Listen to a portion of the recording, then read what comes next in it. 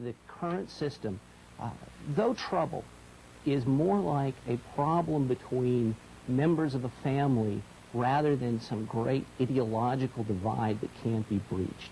What I offer as a trustee is a record of bringing people together, of bringing open dialogue, fostering dialogue, rather than inflaming situations further. What I would like to do as a trustee is bridge some of the divide, some of the discord that's existed. I can do that.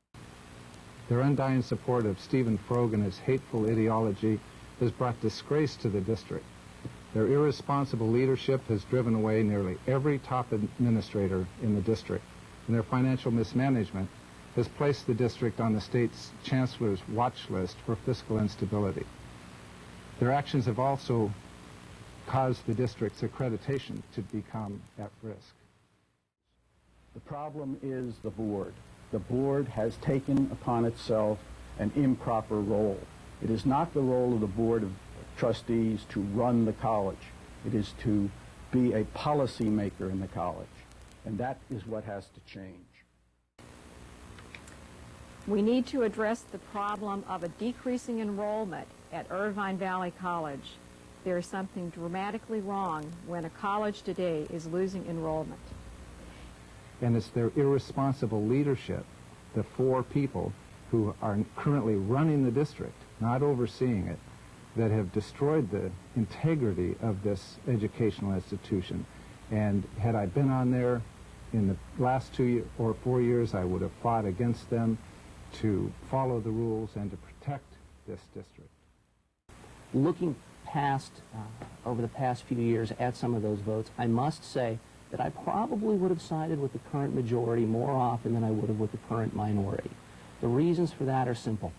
The Los Angeles Times, in an editorial just last month, or a month and a half ago, talked about how most community college districts are hamstrung by inefficient bureaucracies. I think what the board majority has done is take the first steps towards reducing those inefficiencies, reducing the bureaucracy, at a time when it had to happen. The budget was declining. There just was not the money there that there had been in the past few years. I don't believe that the board should be voting on specific courses and designing courses. So I would not have voted with the board for these kinds of procedures. They need to be only a policy-making board. And under state law, there is a requirement that the various members of the college community have a say in what goes on at the college and the district. I'd like each one of our trustees to talk about their views on the shared governance model. I'm strongly in favor of shared governance because it works. It was mandated by law with AB 1725, and most districts have implemented it. South Orange County Community College District implemented it, and that was a great district. Unfortunately, the board majority has dismantled the shared governance process. They've taken it upon themselves to run the district, to make all major decisions. The Accrediting Commission has criticized them for the decision-making process they have and for not linking planning of the district to that decision-making process. But I think it's very important to note that the law, which I've read very carefully, AB 1725, leaves the final decision where it should be, in the hands of the elected policymaker. Solicit as many views on the important questions facing the board as possible from as many knowledgeable sources. That's the key to shared governance.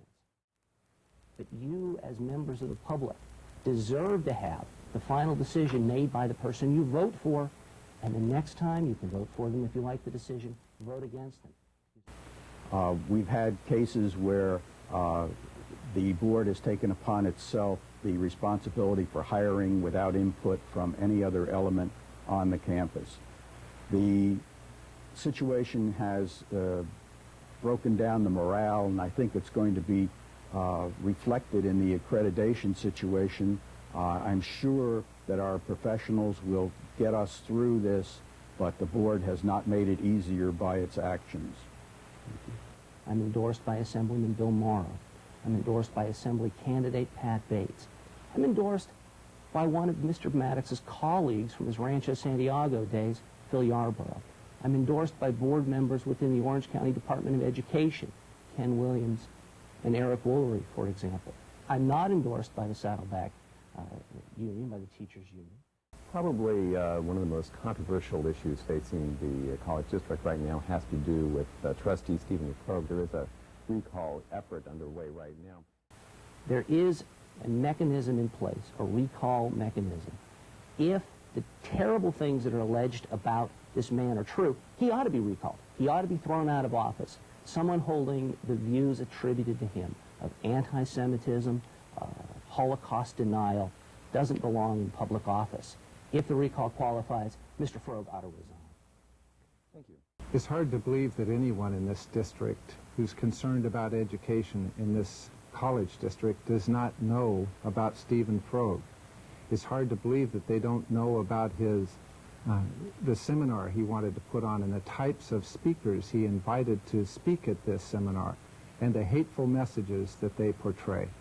It's hard to believe they don't know about the groups that showed up at board meetings to support him with just pure hatred.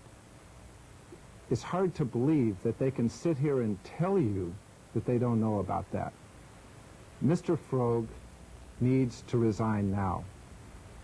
Mr. Krogh has unfortunately focused national attention on our fine institution here, both campuses, unfortunately. It is a shame that we have to spend effort and time in this, but his positions as they have been stated and the fact that the board at one time actively supported a seminar that he was going to produce on the campus. That was subsequently overturned, thankfully, but it was not a pleasant process. As is becoming more evident, Mr. Wagner is a supporter of the Krogh Four.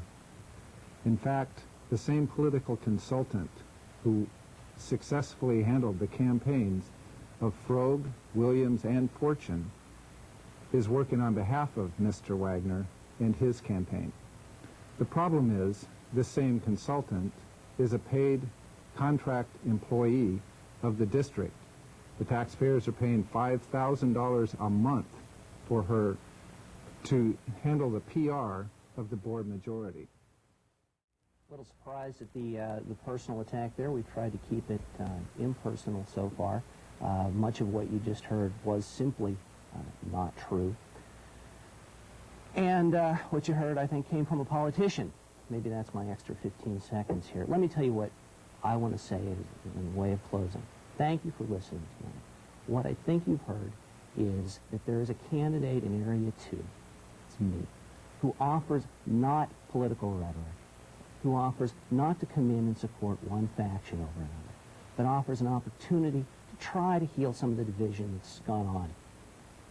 You will not get tax and tuition increases if you elect me to the board. What you will get is someone with an open mind, willing to listen to all sides, the faculty, the board, the students. Thanks for the opportunity to speak to you tonight.